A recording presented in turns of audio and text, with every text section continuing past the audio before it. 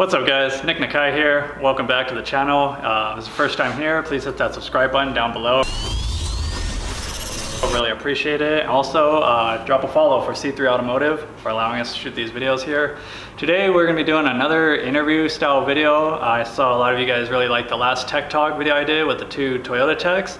So today we're going to do an interview with Eric here at C3 Automotive. He's actually the owner, so maybe if you guys are thinking about opening up your own shop or that's something you want to do one day, I know a lot of you guys comment saying you want to open up a shop, then maybe you can learn something from him. So I'm just gonna ask him some questions, got them written down right here, and just see where it goes. So Eric, what's up? I'll start off with, my name is Eric. I'm from Long Beach, California. I grew up over there in Long Beach, you know, loving cars. That was my passion. My dad was into cars, family members, uncles. My older brothers always had their nice little cars fixed up and everything. So we kind of just started off taking engines apart, taking, you know, bikes apart, whatever. So I like to basically, you know, take things apart, put them back together, and see it before and after. So that's kind of how we started. Then what auto school did you go to? And would you say that the school you go to has a big impact on your career as an auto tech? I started off at UTI. Well, before that I went, you know, to community college for probably like just a semester, just to try it out. Tried auto body, tried auto mechanics. But it wasn't until my parents moved up here in 2005, up here in the desert, where I looked into Universal Technical Institute, and then you know, I just started doing my research. You know, if I would have known to, you know, start off, if I would have known basically to just apply like at a dealership, I would have probably started with that, you know. But UTI did help going to school. It gave me the knowledge. The only thing that I guess I didn't really think about is that either way you start out at the bottom, yeah. You know, as a porter or loop tech. I started off as a porter, so I was washing cars, and then I kind of worked my way up. Within like 6 months, I was, I think, a loop tech. So for any kids like coming out of high school, would you say go to UTI? Is this something they want to do? I mean, I would say it helps, but it's definitely, if you can go to community college, that helps too, and it's probably cheaper, you know.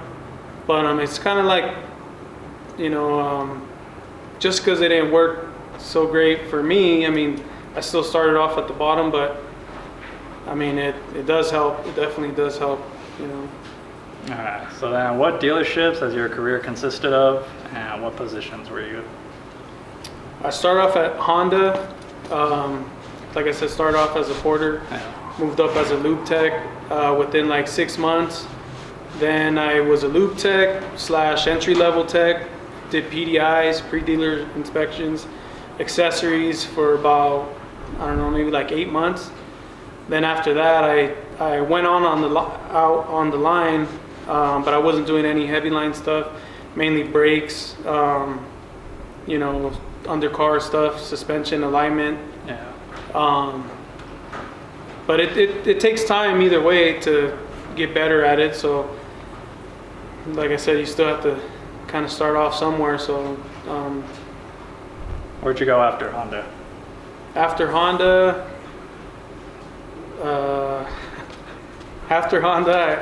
I went to Kia, got some experience at Kia. Then I tried out another Honda dealership, but it's mainly been Honda. Yeah. All right. What made you want to stop working for someone at the dealership and start your own shop? Well, the main thing is just because I felt limited at the dealership, you know, just mainly, you know, as far as with money wise and what I can do, what I can try to do. I felt like my potential was way higher than what I was actually putting out. And I always felt like it's been a dream for me and my brother, you know, my older brother, and he's actually here. But me and him have always been real close, so it's something that we kind of share together. It's been a dream to own our own shop. So it's always been a vision, I guess. You know, it's always been a vision of ours to have our own shop and to make our own builds. You know, work on our own cars. But you definitely need to make money somehow. So, yeah, that's definitely the way to do it. Then, so how did it go down? Like, you were just working at your job, and then you're like, screw this, I'm out. I'm opening my own shop, or like how did it go down? Well, like I said, it's been a vision of ours. But when we did open this shop, it was pretty much just, hey, I think it's just right timing. You know, everything was pretty much in order. It felt right. I felt in my heart that it was like the best time to start. Yeah. I felt like my motivation was high. We had the support of our uncle, which he's, to me, in my eyes, ever since I was a kid, I always seen him as an entrepreneur. You know, he always had everything that he wanted, cars, you know, big 3-story house, you know, he had like a ranch, you know, horses, quads, you know, pretty much all the toys. Every time we went over there to his house, he had all the cool stuff, you know. I seen him as a, you know, an entrepreneur, and I felt like I got that same vibe, you know, just pretty much wanted to be somewhat like him, you know, work hard for what you want. And he definitely showed us when he came over here, probably about 2 years ago. He came from Paris, California. He came to me and my brother. He's seen our talents and was like, hey, you know, you guys are really talented. I want to invest with you guys. And we just went for it. You know, it just felt right. It felt right. And to this day, I mean, we've gone through a lot, but it feels right. You know, it feels like something that This is what you're supposed to be doing. Yeah, something that was definitely meant to happen. So and we're still here, you know, still hustling. All right. So next question. What are some things you've learned about operating your own shop that maybe you didn't think about before starting this business? Definitely have a plan, you know, because I kind of started with vision, but you got to write it down. You got to write it down, your plan. It's always have to be written down. Do your research.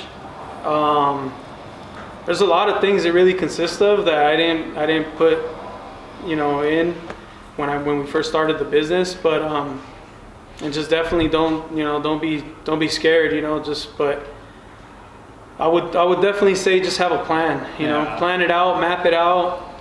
If you have to do a vision board or whatever, so that you can have the idea of how your shop's going to look, how, you know, even to the uniform, you know, I pretty much thought about all this stuff, how it's not going to be a plain black shirt, you know, or whatever with just a name tag. I kind of wanted it to be a certain way because, you know, it's just, that's what your vision has to, you know, come to. Yeah. All right. Any advice for people who want to also open their own shop and basically follow your footsteps, do what you're doing? Well, my best advice would be just, you know, if you have not only a shop, I mean, you know, in any kind of business, if there's something that you're talented in and more than 5 people have told you, hey, you're talented and you should open up your own shop or store or whatever, I mean, just don't be scared. Just go for it, do your research, and don't look back, definitely, you know. I kind of made that, how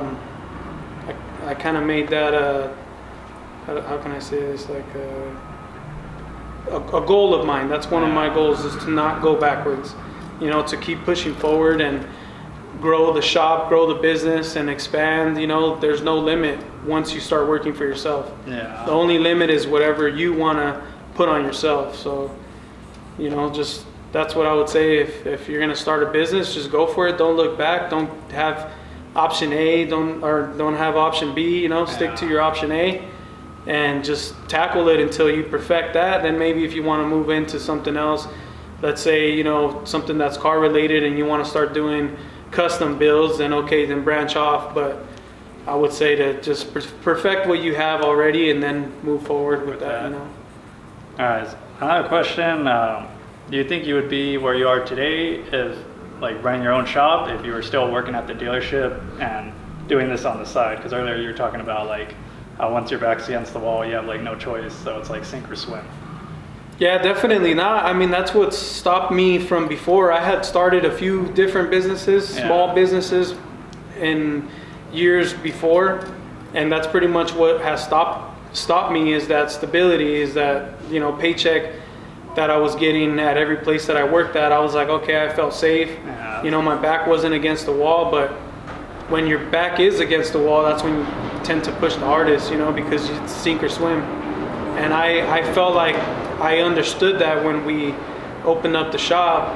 I understood that it was either sink or swim, you know. And I kind of know myself, so I felt like it was, you know, I wasn't gonna let myself sink, you know. All right, that's good. Another question: what is C3 Automotive, and how did you guys come up with that name? Well, we went through a bunch of names, you know, like Team C, and that was already taken. A few certified 3, because there's 3 of us. It's me, my brother, and my uncle that helped us out. The one I said was a entrepreneur, you know. But we started with that. We basically said, well, our last name is Serta, starts with a C, and there's 3 of us, so you know, C3. That's where we kind of came up with the name. You know, I just felt like it felt right. Yeah. All right. That's pretty much it. Anything else you'd like to add or put out to our viewers? Go follow us on Instagram. Keep watching these videos. I mean, we're gonna try to do our best to, you know, entertain you guys, teach you guys, anything, educate. Because I think the number one thing is understanding. You know, there's so many parts in a car, and you know, some people that do know about cars, they understand it, but some people don't. So we want to educate them and show them what we're about and what it consists of how to fix a car, how to, you know, diagnose a car or whatever. But definitely, you know, here to educate and, you know, help people out. All right. Oh, that's pretty good. Thank you guys for watching. If you made it this far into the video, if you guys have any more questions for myself or Eric, feel free to drop a comment, and he could either answer them through them on the YouTube, or you can send him a DM on Instagram. So that's all we got for this episode. Don't forget to like, comment, subscribe. Let us know what you thought. If you guys want more, anything. So catch you guys later. Peace! Hey, Bill, I'm in the mood for a switch up. I hit the function, hit the rose till I hiccup. I hit the stage and leave with money that's a stick up. She picture perfect, so I told him I'm a flick up.